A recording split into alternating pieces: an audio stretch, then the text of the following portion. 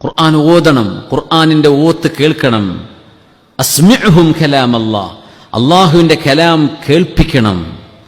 നമ്മൾ ഓതുന്ന ഖുർആൻ നമ്മുടെ ശരീരം കേൾക്കത്തക്ക ശബ്ദത്തിൽ ഓതുമ്പോൾ അതിന് ഫലം കൂടുതലാണ്.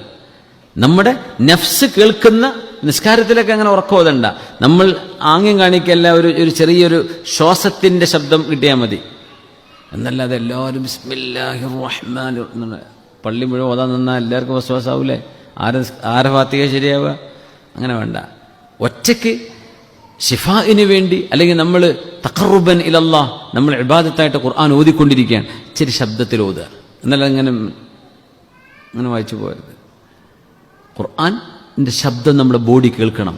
ശരീരത്തിന്റെ കോശങ്ങൾക്ക് മുഴുവൻ അതിനെ റീപ്രോഗ്രാമിംഗ് ചെയ്യാനുള്ള പവർ ഉണ്ട് എന്നാണ് നമ്മൾ മുമ്പ് ഒരു ക്ലാസ്സിൽ മുമ്പ് പറഞ്ഞിട്ടുണ്ട്. ഞാൻ അതിന്റെ ഡീറ്റെയിൽസിലേക്ക് കടക്കല്ല.